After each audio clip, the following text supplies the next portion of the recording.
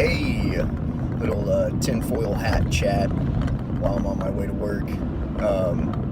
So going through these 9.1 Uno documents, obviously the first layer, this is the same thing like the Q plan. Like, people are expecting arrests, by now, and, the thing's barely been in motion for us, less than 18 months, and here people are clamoring and demanding that, faces are behind bars. So kind of like the same thing with these this dump and the 5 different layers that it has. So we're on the first layer still. Do people really expect there to have been a document, a notepad file or a text document or a sworn testimony listing all of the perpetrators, the things that they did and the connections between them? I mean, literally one document with all that info in one place. Did you really expect that, especially in layer 1? Did you expect someone to connect the dots for you this early? That's ridiculous. Where does that leave the Dark Overlord to go then? If he basically reveals that, what the 30,000 foot view of the whole plan is, who's gonna pay him then? Then the secret's out, and then he loses the opportunity to make his, $2 million or more. So other people are, $2 million, one thing about that is, someone had commented, and I apologize that I don't remember who it was. I'd love to give you your shout out. But they commented that it's chump change. That was literally the direct quote. They said 2 million's chump change. And again, it is, I think, but the idea behind it is that it's 2 million for us. It's 2 million for the public to pay. The deep state has an undisclosed amount that they can pay. And now, how does the Dark Overlord determine, because it is, it's crypto, who is paying, if it's a public person or if it's a deep state person acting as public paying, to get a discounted rate? Number one, either way, he gets his 2 mil. So that's a plus. And I wonder what's going to happen with blockchain currencies or cryptocurrencies, specifically Bitcoin or whatever. I believe he was asking for straight up Bitcoin or Bitcoin Cash maybe. But I wonder what will happen to that, if it's going to start skyrocketing back up, or if it's going to fall and they're going to, something else is going to take its place. Hash graph or whatever. Anyway. So these documents, people are just saying they're kind of ho-hum and there's not much there, but there really is. It's laying the groundwork for the cases. These are the insurance files, these are memos, these are legal documents, court proceedings. All of these things mean that they're based on testimony and facts. They're not just somebody's, made up opinion on it. This is witness testimony. These are the things that they're basing the case off of. So these are important things when you hear that the military commandeered Flight 93, and if they would have been warned earlier, they could have commandeered the flights that hit the towers. You see that they had foreknowledge of the event. The FAA had foreknowledge that people were warning them, multiple different agencies, multiple different, I guess there are a couple governments even. I'd have to look back at the video and the documents again, but multiple people were warning the FAA that hijackings are going to take place, and this is kind of how it's going to happen. But instead, the FAA decided to focus on bombings. They wanted to eliminate the possibility of someone bringing an explosive device onto a plane or putting a bomb in a bag and it getting into the cargo area, not stopping somebody from coming onto a plane who may want to take it over. And maybe that's because the FAA knew deep down, in the bowels of the organization where, the upper people have all the secrets. Maybe they realized that there is this remote technology where any flight can be taken over remotely, so they weren't too worried about a hijacker because they could simply just take over the controls and fly the plane to wherever they wanted, unless someone else had the ability to do the same thing with a more powerful signal.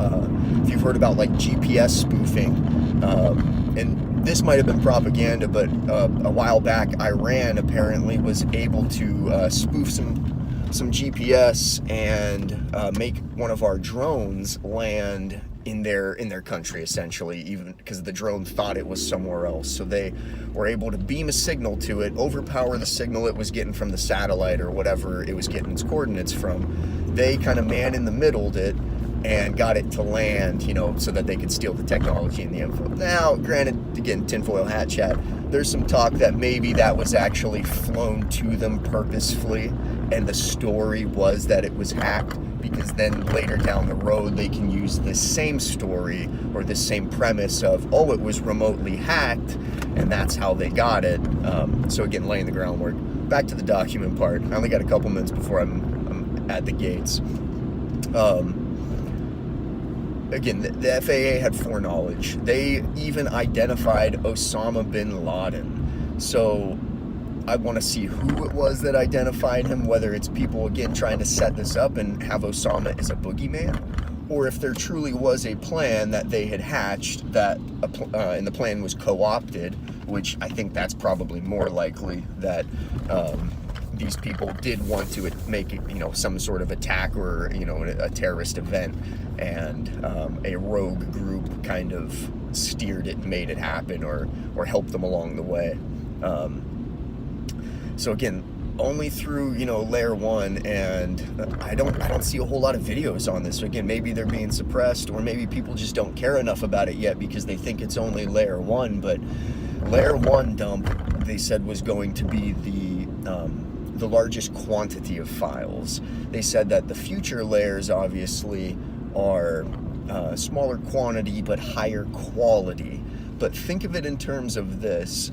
Maybe they've split it up in such a way that 650 lower quality files actually make up the value of the 50 files that will be released in Layer 4. You know, no guarantee, you know, that's me spitballing or whatever, but there was definitely some important things in here. You know, again, insurance documents. Insurance investigators have to find facts. They're not just making stuff up. So when they say that the flight was commandeered by the military, that goes completely against the official story of the plane's passengers. Again, I'm talking about Flight 93. The plane's passengers were able to overpower the terrorists, break back into the cockpit when the terrorists had already broke into the cockpit.